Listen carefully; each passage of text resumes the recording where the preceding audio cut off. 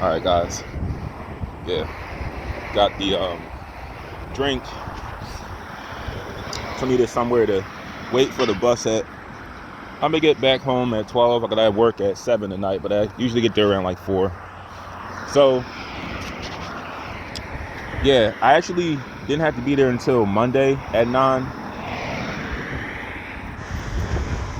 I don't have to be there till Monday at 9, which is cool. But here's the thing, and maybe this is a sign right here. I should stop what I'm doing because I don't really need to do it anymore. It's already the objective was already achieved, but this is the point I want to make. So I don't use marijuana. For me, I've talked to some Christians on here who occasionally use it, but I don't use it because my brain is still growing. Where like I love information, and marijuana hinders me from thinking. Right? It's times if I consume it a little too much. Like if I did it every day, I wouldn't learn a thing.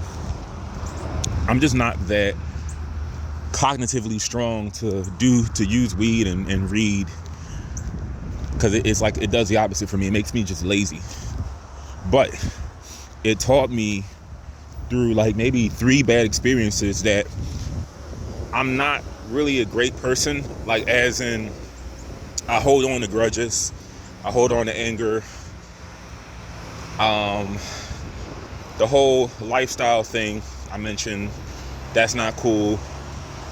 And yeah, pretty much that.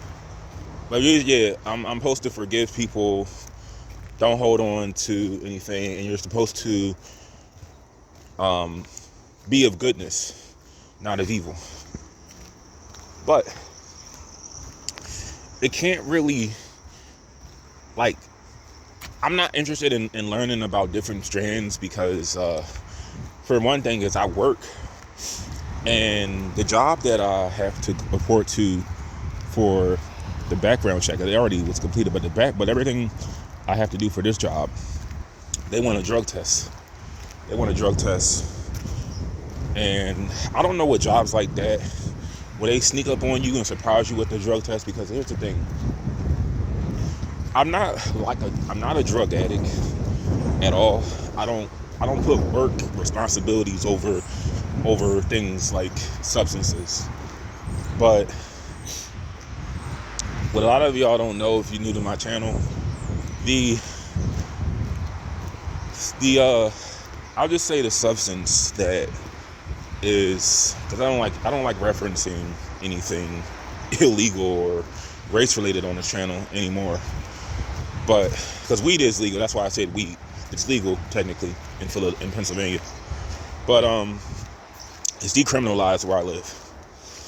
But let's just say the substance that's banned in all 50 states that was used illegally by the CIA to help treat depression, alcoholism, mental illness. You know, the substance that Whitey Bulger used while he was in jail, and he secretly told people that he was hearing voices, and he said it was the worst experience ever. It's like it makes people go insane, but some people it changes them, like in a good way. It did to me. Well, I'm not necessarily done. It's like I don't need it, but I'm still trying to see where I need work at, like soul wise. That's what I'm trying to explain, because this right here, it helps clean out all the evilness in my soul. In my 3rd experience with this stuff, it taught me that I have a soul. We all have souls. But for like 2-3 hours, guys, I was stuck to the floor, or I felt like it was something just sucking, like I felt like a vacuum cleaner, like that little the nozzle part was just sucking all the badness out of me. It was telling me, hey, stop. And I'm gonna tell you, I'm gonna explain word by word everything with the experience. So it was like, it was saying like, no, stop holding on to things, stop being angry, be happy. And this was kind of funny, but it was like almost giving me a guide of what is good and what's bad. Let me give you an example of what I mean. So there was this for like 30 minutes, right? You don't hear, when people say they hear things, the only thing that you hear, your sense of hearing increases, but it's really what's outside and what's around you. So if you hear like, so usually I did it the first two times, the last two trips were done at night, right? They were done at night, and I would hear the crickets really louder, the cars, anything like downstairs in my apartment, I would hear like the sound would increase. And if you look at that music video by the Beatles, the one about Lucy, and the Diamonds, that music video, you notice how they were like, right, that like they felt like they can see like inside somebody's mind. That's sort of what it was doing too. Like everything was just like broken down piece by piece to me. But my point is, there for like 30 minutes, right? It was like my mind was telling me, like, this is kind of funny, but it was like it was this thing, it was this like game my mom was playing. It was called Of Christ, Not of Christ. And it was another way of saying of goodness, not of goodness. So I was just telling myself, I was just thinking of people, they were like, my mom was just telling me, can you think of anybody that's good? And the first thing that came to mind was, hey, turn on some religious content, turn on like a sermon. That's like the best thing I could do that could save me. So that helped. And then I couldn't really look at cartoons during that. It's just a lot more scarier. So they were just saying, like, I was like, is my mom of Christ? And they were like, yes, because she's like I said, she forgives, she goes to church, she doesn't hold on to grudges, she believes in God, she's God-fearing. I was like, am I of Christ? They were like, no. But it was saying like, you can get like that, you can get to that point, but they were like, no. I was like, and I was just thinking of like the guy from Beavis and Butthead, the hippie teacher, is he of Christ? They were like, yes. I was like, is the Principal McVicker, is he of Christ? They were like, no. And everybody you could think of, like, is Donald Trump of Christ? No.